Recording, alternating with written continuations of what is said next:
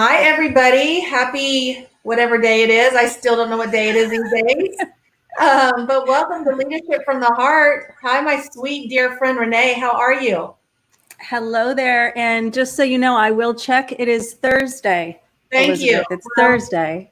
I realized the other day, I was like, oh my gosh, it's June. Where did March and April and May go? Like it was a blur. Anyway. Well, much of that time has been together in that seat and on this couch doing exactly this. I know, and showering, right? It's a and little showering. Well, I know you're excited. I'm super excited because we've talked to some amazing leaders over the last few months, but it's so awesome when one of our guests is somebody that we both know and we both have history with. And so I am so excited to introduce my dear friend Kim Caldwell of Caldwell Connect. And most recently, she's been working with the city of Austin. So I'm really excited to hear everything that she's been working on. But Renee, you and I have been blessed to be in conversations and workshops and things with Kim in the past. So I know our guests and our viewers are going to really be in for a treat today. So Kim, thank you for coming on with us. How are you? For inviting me. How am I? I was telling Renee, some people experience kind of the ups and downs as a roller coaster, like you're all up or you're all down. And some people kind of feel the different tugs of tension and stress and little joys and wins, like cake batter that hasn't fully been mixed. And I tend to be the roller coaster. So like when I'm great, I'm great. And when I'm down, like I'm listening to Dixie Chicks and crying. I guess now it's just the Chicks. I'm listening to the Chicks and crying on my couch. So right now, definitely in an exciting spot. And what I find is that so much of what lifts me up is authentic connection. Yeah. And today has been a day when I've had the chance to connect with people, and anticipating this has been a reason to be excited. And so I'm thrilled to be here. We are so excited to have you. So tell everybody a little bit about you, because you've got an awesome past and journey that you've been on. And so talk about kind of what you've been doing and what you're doing now, and share a little bit about who Kim Caldwell is. Yeah, so Kim Caldwell, let's see. I describe myself in backstage on this as a recovering perfectionist. I think a lot of us maybe are in different phases of our recovery from the need to achieve. And, I'm local Austin, third generation Longhorn for undergrad. And I like to say I started working at the city recently. So longtime resident, first time employee. But I wanted to share a story about leadership. And it relates back to kind of the recovering perfectionist. So the first time that I ever heard anyone call me a leader was when I was in 5th grade. And I had unsuccessfully run for city council. But despite my loss, I was still selected to be part of a Leadership Links program.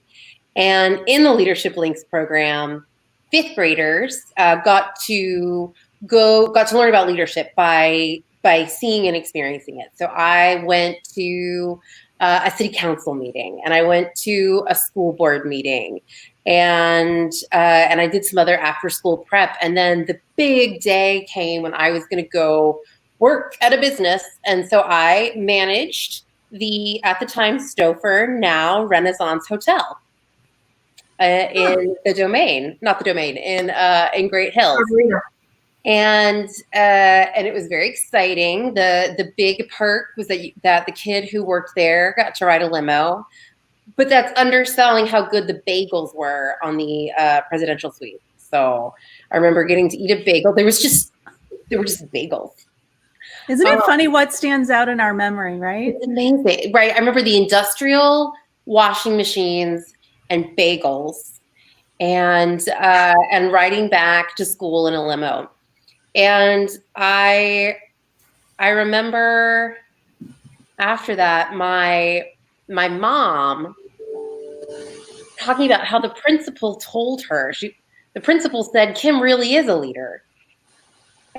And my mom's like, and her was like, of course. But like no one had bothered to tell me that they saw me as a leader. And so cut to we won't do the math on how many years later, but to last summer, late summer, 2019, I was having just like a super crummy Wednesday. It was one of those days, and I will say, I have a colleague who now refers to every day as Blur's Day, which I think is brilliant. That's fitting. That's perfect. We only have to remember one word. Right, it's Blur's Day. And then we might need to adopt that into our whatever day it is. So I love Blur's Day. Blur's Day. Yeah, so it was Blur's Day, the Blursteenth of Janu, Febu, what does it matter? And no, it was and like I was emotional, I was upset, I had all those feelings of not being enough, and instead of going with one idea of drinking alcohol and crying on my couch watching sad movies, I did a little bit of yoga, and I picked up a Renee Brown book, Rising Strong.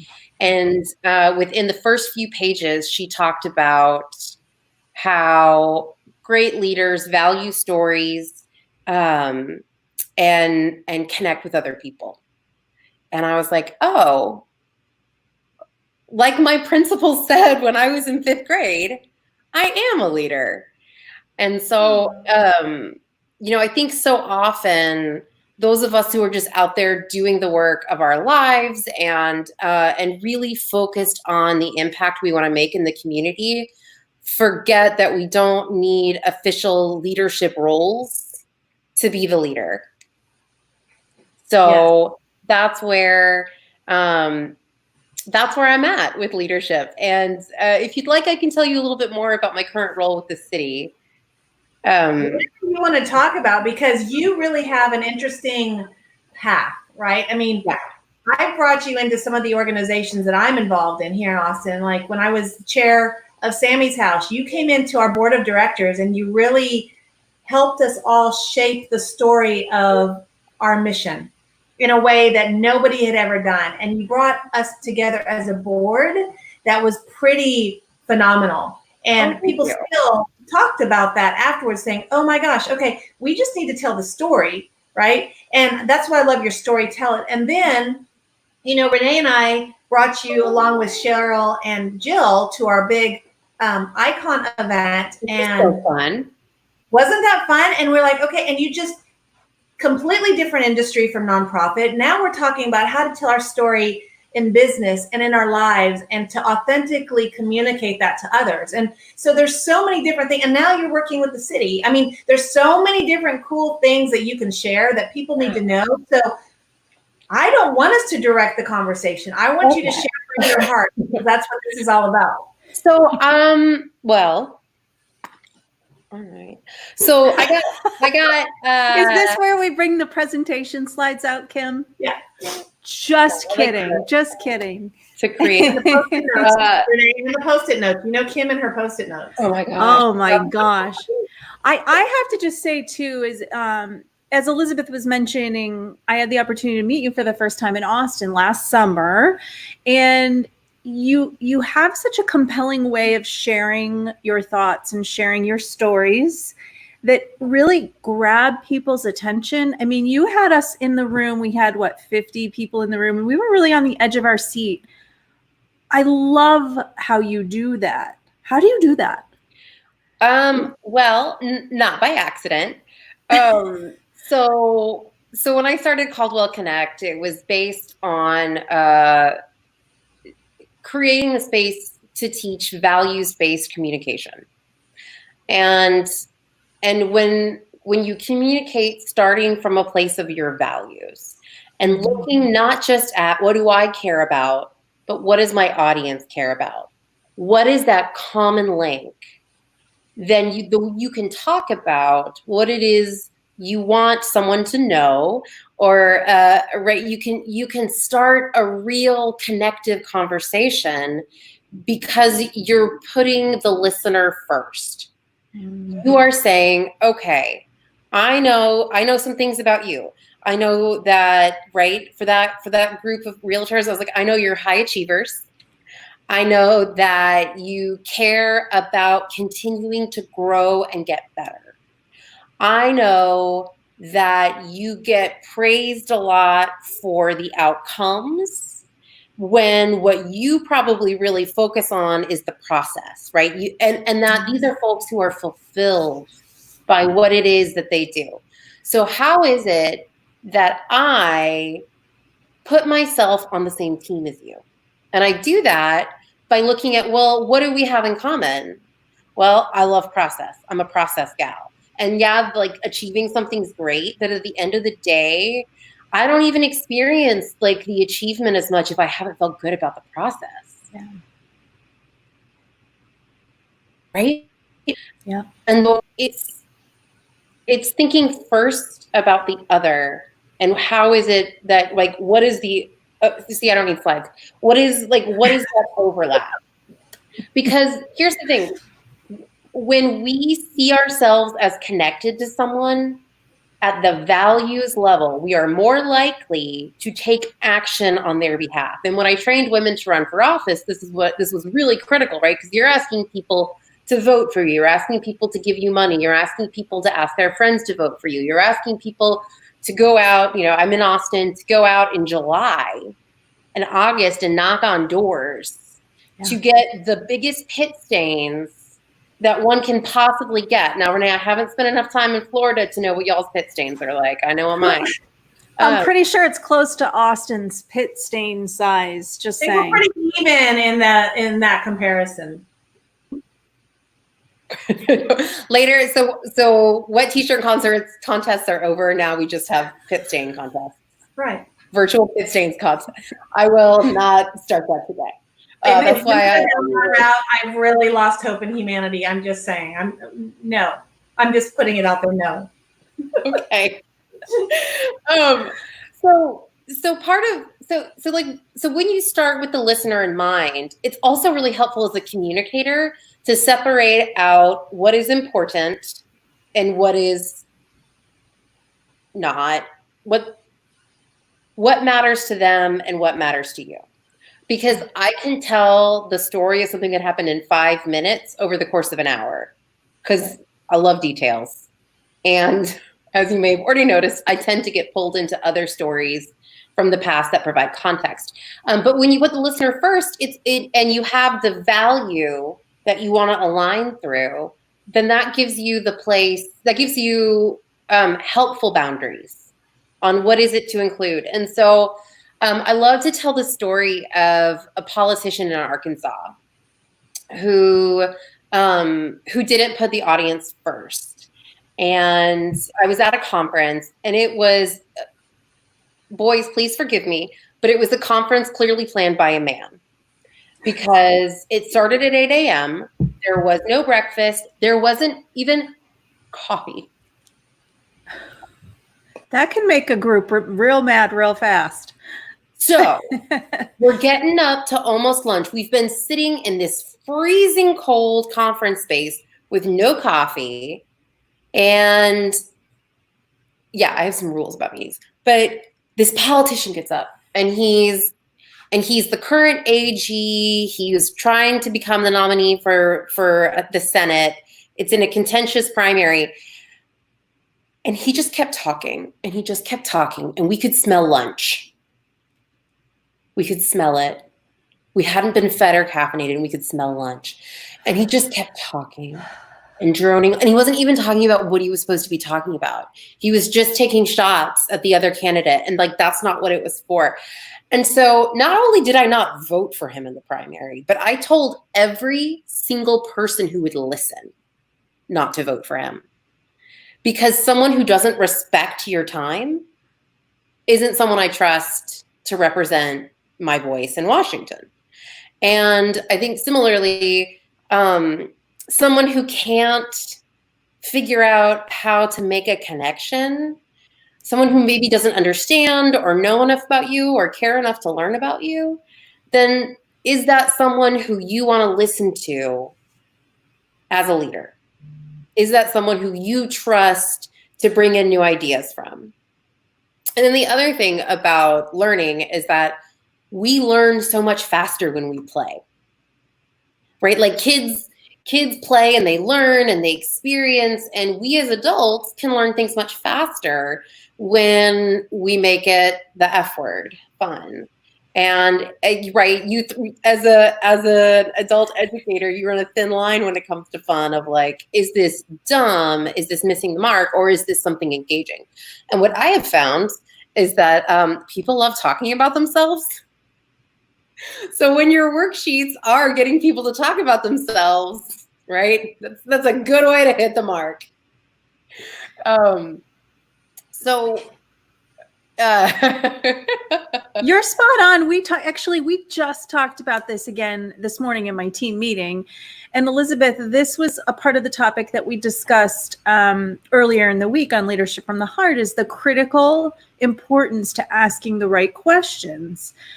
We've been really taking a deeper dive on my team about making sure that we earn the relationships of all of our customers, and knowing that that has to come first and foremost before we could ever even think about possibly representing a transaction. And the way that you do that is by asking the right questions to understand who they are and what their needs are before you can serve them. Well, listening, right? It's about that. Mm-hmm. You said it right there. It's about no matter what the industry is. It doesn't have to be real estate. We just happen to be, you and I happen to be in real estate. Kim's not. Yeah. But it's about the relationship. It's not transactional, and it's give and take. You're listening, you're engaging, you're truly caring about what that person is needing from whatever the situation is. And you know, quite frankly, I think that's probably why we've been so successful, because I always talk about, I don't have this big goal up here. I don't really care, but Kim, you nailed it. It's not about the accolades. I mean, those are nice. Yes. I'm like, oh my gosh, we got someone. But it is the process. I take care of my clients, and I get so excited by they're my one and only client. And it's that process. We're helping them. They're helping us. We're learning. We're growing. And you're right. It's all about building that relationship. And you can't do that if you're just talking and you're not listening. Right. Not engaging. Amen. And Amen. So Elizabeth mentions that she's my friend. She's also my realtor. And she's a realtor who I've wanted to admit that or not. So, you know. Yeah. So, like, thank you, Elizabeth. I love this house. So Elizabeth is my realtor, and I knew within moments of meeting Elizabeth that she was my realtor, because she spoke to, I don't know if she could just read me, because I'm kind of, when I bring a list reading, but Elizabeth spoke to, you want to trust someone to do the homework that you don't want to do. And that homework's fun for me. So let me do that homework for you. And I was like, sold. Elizabeth's my realtor. She's got the confidence that she's already my realtor. She's speaking exactly to what I perceive as kind of my fear in the and like the problem that we have to overcome. Like, I was sold. And she told me about her family. And she told me about her kids. And we have daughters the same age. And I hadn't yet gotten pregnant with the second one. My second one. Or Elizabeth's youngest is the same age as my oldest. And by the way, I had a whole litter of children by the time Kim got to her second one. So, you know, but children who are, we don't need to brag on your kids right now. But no, but I mean, to that point, Kim, yeah, we met because she was referred to me, and we built a relationship, and she is a friend. And because of her, she is a huge cheerleader for my business. She really, and quite frankly, I'm a cheerleader of yours, because I believe in what you're doing, and you and I connect in those ways. But she's been a huge cheerleader in my business. But you're learning for each other. You both are learning from each other. Yeah. But Pam Owens, who is with us, I mean, Kim and Pam know each other. Like, and then all of a sudden your worlds start colliding. You're like, well, of course, because we all operate very similarly. So I did want to talk, because one of the things that I didn't mention that I started in 2019, but and carried into 2020, but that hasn't been able to happen during social distancing or physical distancing, what you prefer to call it, is I did partner with a yoga teacher to create yoga-based leadership curriculum. Because I do, right, I do believe that how we use our bodies changes what we can tap into within ourselves. So like my power move is opening myself up. Like, I don't know if anyone else is listening to Unlocking Us by Brene Brown, her new podcast, but she has this series of questions at the end that she always does. And one of the questions is, big scary things happening, what's the first thing you do? And my answer to that, which to be clear, no one has asked me because I'm not on the podcast, but I'm going to pretend someone has asked me. Most people say take a breath, like say a little prayer. For me, it's pull my shoulders back. Because if I can stay physically open, then I can keep from shutting down. Because when you shut down, you're not listening. And when you're not listening, you're not fully engaging. So keeping myself open. But one of the things that we talked about a lot, we had a whole 2-hour session, was leadership and defining leadership as aligning purpose towards a common goal. So it's not, can I get you to do something? But it is, can I create an environment and an expectation in which you believe it is important for you to do that thing? Because I know hierarchy gives us compliance, but as I talked about earlier, I'm not usually someone who has an official, I'm in charge of you role. It's not something people willingly give me. But I'm often in places where I have the ability to lead through influence. And so again, by thinking through what does the audience need? What is important to that person? What matters to them? Is it security? Is it achievement? Is it growth and learning? Because how you ask someone at the very beginning of their career, how you get them engaged and give them work to do is different from someone who's an expert. And it is not, leadership is not about you. It's about your ability to connect with the other person.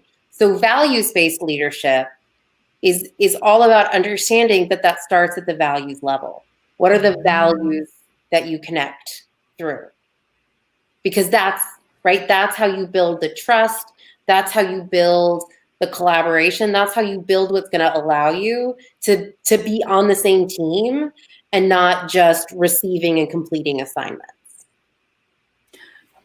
When you have a newer relationship where you might be in a leadership expected role, what are a couple of approaches or strategies do you have for the leader who's looking to enhance and build that strength between themselves and whomever they're leading?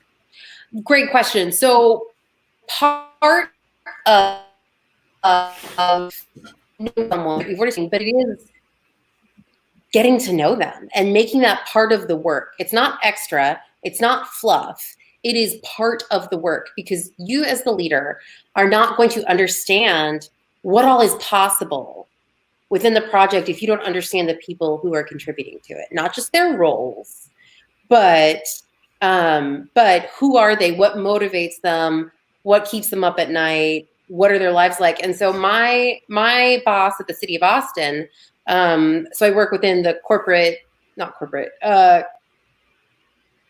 city public communications and public information office. Sorry, we're called corporate in an internal fashion, and I'm not great at explaining what I do at the city. I got hired specifically to communicate around ending homelessness in the city of Austin, but then COVID hit.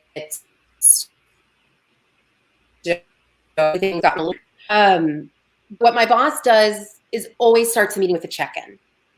You always start with a check-in, and you can say no, you don't want to do it, but it's the space to be a whole human person and to bring your whole human person into the conversation and not just the worker. And part of what that does is not only does it give other people the chance to be like, oh, today is Kim's at the top of the roller coaster, or right now Kim's at the bottom of the roller coaster, or, Kim can't stop making jokes. So clearly she's done too much work already and all she can do is distract herself. But also it gives you, the person speaking to it, the chance to be real again, to open up and not feel like the you that's hurting, the you that's confused, the you that's elated, the you that can't stop laughing because your 3-year-old was talking out of her butt before she went to school that day. it gives you the space to be all of that and to bring all of that to your work. And so I think that is a good way to build rapport. It's a good way to build a group dynamic. And it's another good way, because I think about, there are two approaches to leadership, or one dynamic through which you can look at approaches to leadership. There are leaders who sit on top and control what's possible. And there are leaders who create the foundation and allow everyone to contribute what you can't get done without everyone. And I was right. I want to be this leader. When I'm scared and I don't know what to do, I sometimes get this instinct, but I want to be this. I want to do all the things that make me this. And creating the space for people to bring all of themselves is part of laying that foundation for what is it that y'all can create together.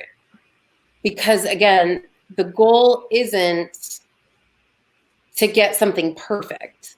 The goal is to create the biggest impact. And you might be able to define perfection on your own, but you can't imagine, one person alone cannot imagine what the biggest impact will be without others authentically contributing. I love the reminder. That. Sorry, Renee, I think I'm on a delay. No. I love how you differentiate that, because you're very correct in that assessment. And I've not really looked at it like that. We talk about that a lot, about, the people that are up top and then they're trickling down, and flipping that triangle over a little bit. But yes, I really am drawn to those people that are trying to build that foundation together. Like, together we're going to achieve more, right? And together we're going to have better ideas, and we're going to collaborate differently, instead of me just being, no, this is what you have to do, and this is the only way to do it, and this is the only way it's ever been done. So there's no diversion from that whatsoever, right? And I think those organizations that are collaborating together are building up so much quicker and more effectively than the older school model. Going back to, what our friend Rick Miller has talked about, is anybody can be chief. It's not a title. Yeah. Right. So it's bringing that together and going for a common goal, or making things better by thinking things differently than somebody else did. I love that. I keep a quote. It's up. You can't see my bedroom, thank goodness, because it is not maintained in the same fashion as what you can see. Although actually that's kind of a mess, but that's me. That's authentically me, puts things down and then walks away. But I keep a quote up there from, her name's Hari Han, and she's a professor of movements. And what she talks about is that all the successful movements, people have had the autonomy and they've had the autonomy and the skills and equipment to do the work on their own, and not right. And most movements never give their participants the chance to actually be part of a movement that's bigger than than just the idea that started it or the people that started it. Because if someone doesn't own their contribution, if they're not doing what they're excited to do, they're only doing what you ask them to do. Right? We know the difference. We know the difference between the checking the box and the excitement to get it done. And yet when we feel the pressure to lead and we have these expectations for ourselves, we have expectations from Mr. Rex, we panic and we're like, just do the thing I'm asking you to do, because that's a faster ask for you. But in the end, it means that person is doing it for you and not for themselves. And how they feel about you is going to determine how excellently it ends up getting done. And if they don't believe that they're allowed to do something better that they know about that maybe you don't know about, then you're not going to get, you may get what you asked for, but you're not going to get what could be more meaningful. Emerging organization as compared to top down. It's so powerful. I like the even a visual that you were painting with the thought as a leader is to think about strengthening the foundation and again, letting things cascade throughout. It's a really good reminder. Well, I think too, right now in we are in an environment of chaos.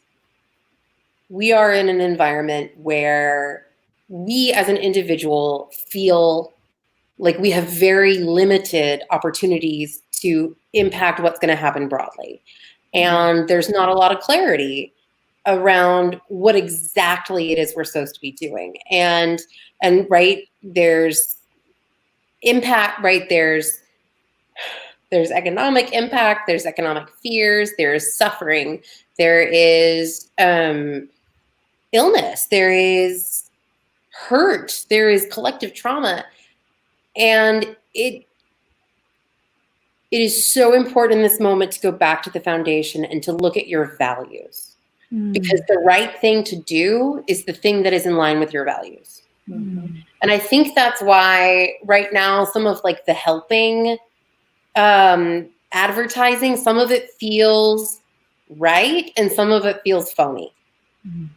Some like the stuff that it's like, ooh, let me figure out how to make this thing of this moment, when that's not the brand. The brand is not a helping brand.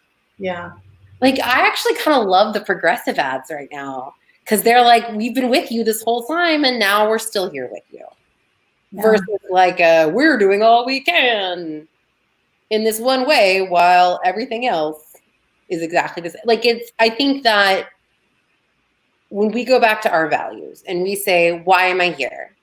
I'm here to learn. I'm here to be kind. I'm here to to seek justice. I am here to help others achieve something big in their life, which is what realtors do. I know that not everyone's a realtor, but I know y'all are, right? Right. That's my feeling is that is a human service. Yeah. And so when we look back to the why are we doing this? What does it matter? What is it that person wants and that I want that's the same? Then what the right thing to do is, I feel like it's a lot easier to decide. And when the health and safety of others is a value, then that can guide you. When, I always go back to kindness. Yeah. When kindness is a value, what is it that you can do that's kind? And how can you be a space for others to be kind as well? And I think that when truth and integrity, integrity is a really big one for me, because I'm someone who's going to watch what you do and see if it matches what you say. Yep. And I'm never going to be madder at anyone than I will be at myself when I have failed at integrity. Yep. When I have said something that goes against my lived life, or when I do something that I know isn't representative of the person that I am. So integrity is really big for me right now. And right now I'm working in government, so that looks like transparency. And I think, this is a moment where listening is so critical. Because I think, especially as we all each have our own fears and concerns and just uncertainties and stress, right? We are all experiencing, particularly parents who... Everyone is, though, Kim. It's across the board. Yeah. I relate. One of the things that we've been talking about literally since March 13th, when March 13th is kind of the moment for a lot of us that everything was shifted. And it's anniversary, Renee. Moving forward, that will always be our anniversary. I think so. Anniversary. Is it? We were in Paris at the time. We'll talk about that's this year, 2020. This year 2020. Oh my goodness. We were at the top of a hotel at a restaurant having the meal of our lives. And you realized you need to get home soon. Well, that was the 11th. Okay. As the whole that's a different webcast. Yeah. Well, if we look back to that time, I will say that I actually pointed out to my husband that I was so proud of a word choice he used, because he said it really matter of fact. And I to this day, 90 days ish later, I look at him, I'm like, that's such an appropriate word. Early on in mid-March, he kept saying to the team every morning when we met is, let's all remind each other we need to be gentle with one another. And at that time, that was his phrase he was using, because the team would come and it was very stressful because, well, there's a possible deal falling apart and someone's, there's contract issues and everything that was going on. And it was, okay, let's just take a deep breath and remember to be gentle with one another. But quite frankly, we're still saying that because, and even right before we hopped on this live, that crossed my mind again, is we still, and always should be, but we still need to think gentle. Everybody is experiencing something that is not fun and doesn't feel good right now. Gentle is a great word. But not only for your team, but also for ourselves, right? Everybody. We've been talking about that a lot. It's like we have to cut ourselves some slack and be gentle and kind to ourselves. Yeah. Because usually that's the first thing that goes out the window. And so, yeah, I mean, Jeff has been great with that and his team, but it's also been a constant reminder, a daily reminder that we are all in this together. It's the world, it's the globe, and everybody's going to react and experience things a little bit differently, although similar, right? And so, we need to just remember that this is unique for everybody, and this is okay to have feelings and fears and uncertainty, but we're not alone in that. Well, can we go wrong if we use gentle behavior, though? Like if we just approach everything with a gentle disposition, doesn't that just like, Kim, you've had a rough day and I don't know the circumstances that brings you to this moment, but I'm going to be gentle with you because I can only imagine that you've had some not so fun parts to your week. Yeah. And I love that. I love gentle. I want to, though, acknowledge that fear of disappointing others is really hard. Yeah. That is, as we are trying to be gentle with it, sometimes it's easier to be gentle with others than it is ourselves. Yeah. And as a mom, as a derelict board member, as a community member, as someone who sees the suffering of others, I sometimes get so stressed out by this fear of letting people down that it feels selfish to be gentle. But that is the anxiety. That is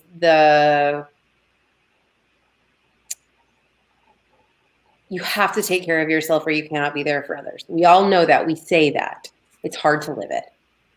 When, particularly for me, like helping is one of my ways to avoid feeling my feelings. I'm exactly like you, like pouring into others and pouring into something else. It's a distraction. I can ignore whatever I'm dealing with. I'm exactly like you in that regard. And it's a way so I think about, like, we experience pain and we can choose to process it and deal with it, or we can pass it on. Yeah. And right now, helping others is a way to just like keep that pain in the back so that I'm neither processing it nor passing it on. I'm making it tomorrow's problem, and it keeps building. Yeah. And so I think that to the point about gentle, that's so important. And we have to give ourselves the space to feel pain. I didn't cry at all.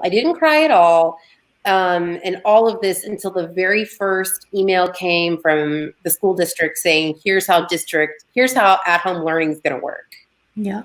And then I full body sobbed on my couch because I could no longer put off that tug back here that I was avoiding this aspect of motherhood. I was avoiding this aspect of carrying my kids. And that was just like the thing that I couldn't ignore, right? I could deal with all the work stuff. I could deal with all like the being a daughter and being a sister and being a wife and all that. Like I could deal with all that. But like in that moment, I couldn't put off processing the feelings that I had. And so I think, I talked earlier about self-care being Brene Brown and yoga. Right now, I don't know that y'all can talk here. I'll show y'all my tan line from walking my dog so much. Right. Physical movement helps to process pain and process things. And so finding those ways to process your pain so you don't pass it on to others, because that's another, right? That's another element of leadership, is that leaders process their own pain. Managers may pass it down the line. Hierarchy is a great system for never having to process your pain and always just pass it along, she says, as an advocate for flat structures, but working right now in a very hierarchical system, which makes, I don't know what to do. I'm like, I don't know what to do with my hands. Who do I get to email? I don't want to mess this up. And I'm not in an office, so I don't know. I can't even someone. Do you know, I haven't asked those kinds of questions, and it stresses me out.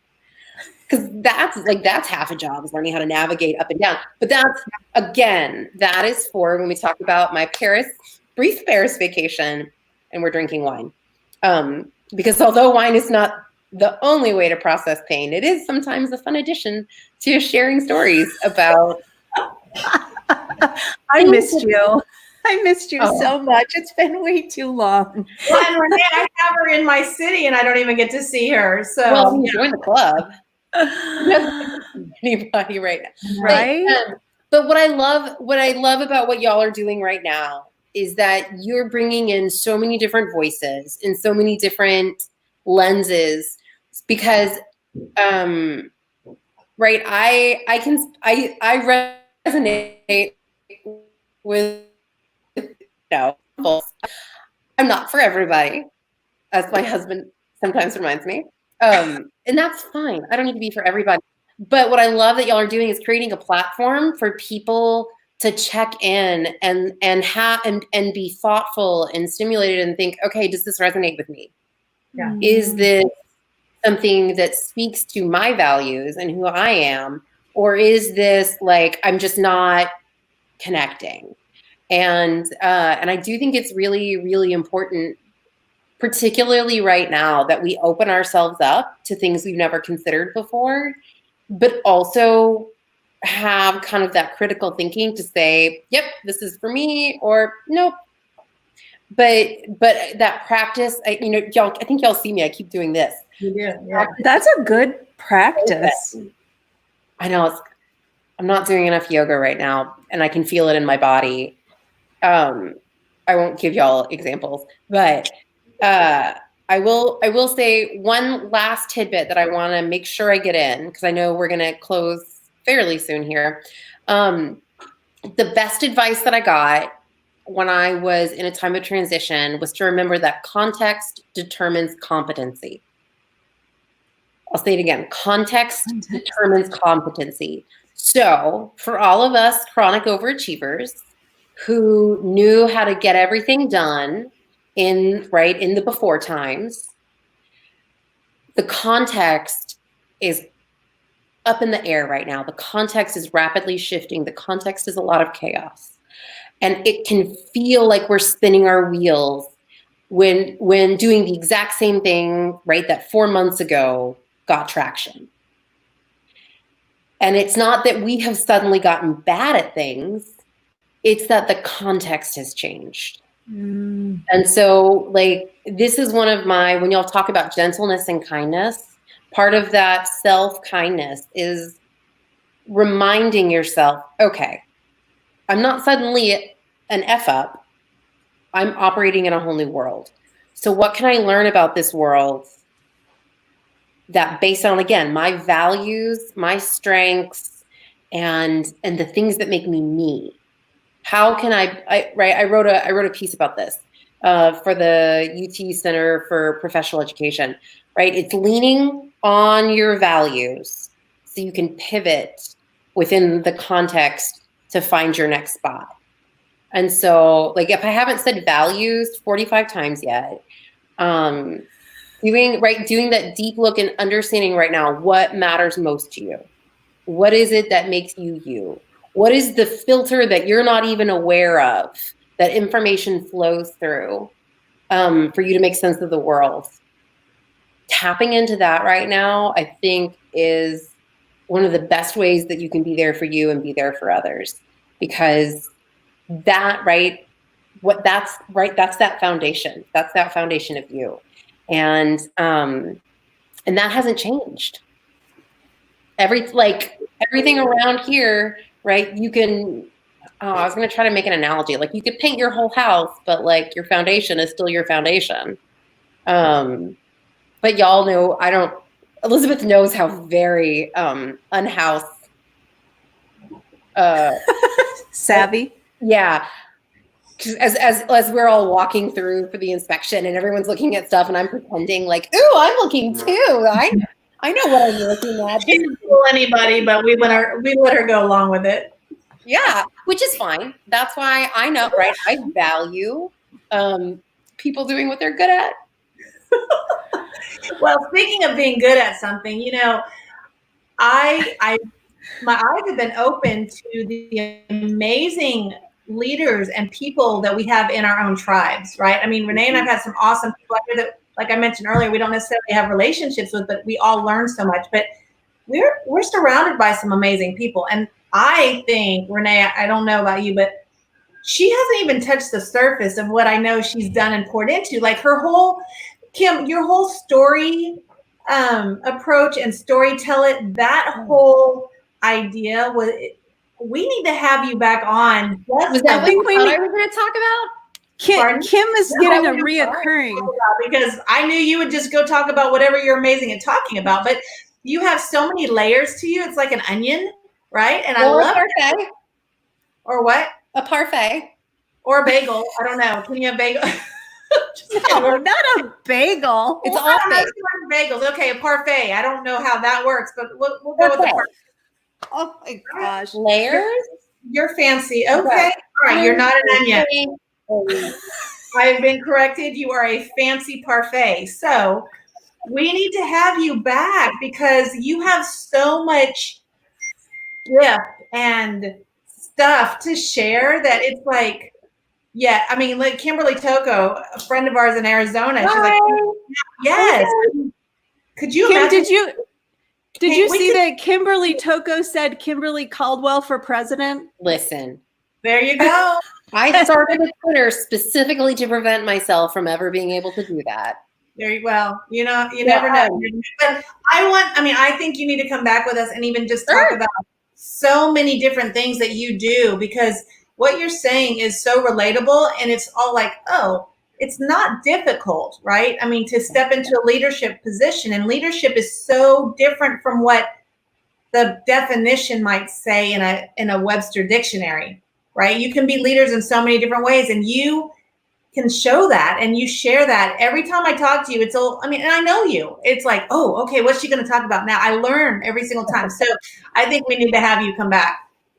Well, that's so kind. And I would love to come back. And I'm, like I said, when we open ourselves up and instead of needing to be right, we're curious, so much is possible. And I will say I've learned by messing up, and I've learned by having to be more patient than I like to be.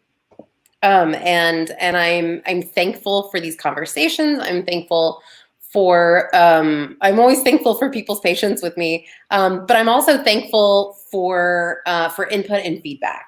And so sometimes, like, honestly, laughter is my favorite feedback.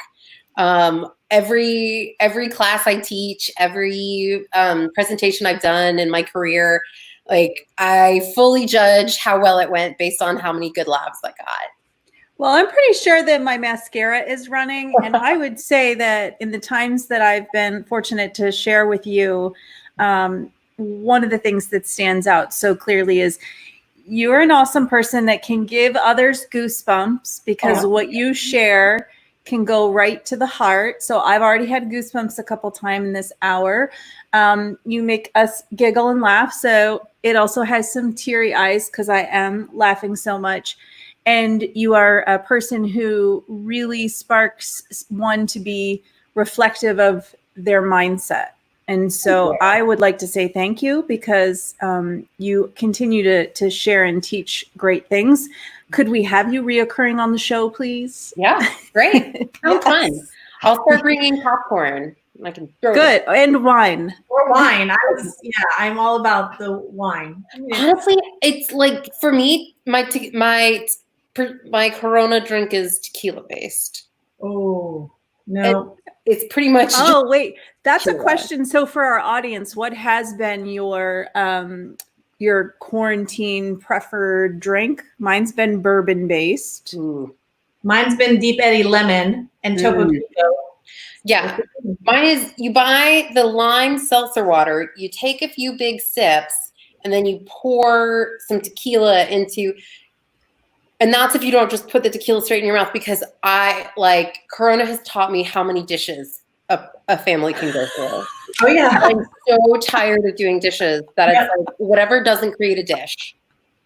So that one time I was so tired, I made a margarita by pouring lime liqueur and tequila directly into my mouth. And it was good. And then I just drank a glass of water from a glass I already had. So, tip is just to pour the tequila in the seltzer water. Yeah, that's the if I'm walking around the neighborhood drink. Oh, yeah. Slash parenting. That's where the tan lines come from, right? Renee, she said it was walking the dog. Now we know the real story. That's right. Ooh, That's right. All right. Okay, Thank you guys. I'm excited to be back. Well, one last question for you, okay? I mean, you've talked a lot about this and you've dug in, but one question we ask all of our guests, is that Justin in the background? Justin. Hi, Justin. And there he goes. Hi. What does leadership from the heart mean to you? Oh gosh. It means the leadership that's hard, but that you only feel good about after. Right? It's about integrity and it's about knowing that it wasn't just about you. So You just made me teary-eyed and goosebumps again, and it wasn't giggles. It was that's one of the nicest things that we've heard on this show. So yeah. We appreciate you, Kim Caldwell. Thanks for having me, and thanks for doing this. We're so glad to have you here, and we will see you soon, my friend. Yes. All right. Bye. Bye, guys.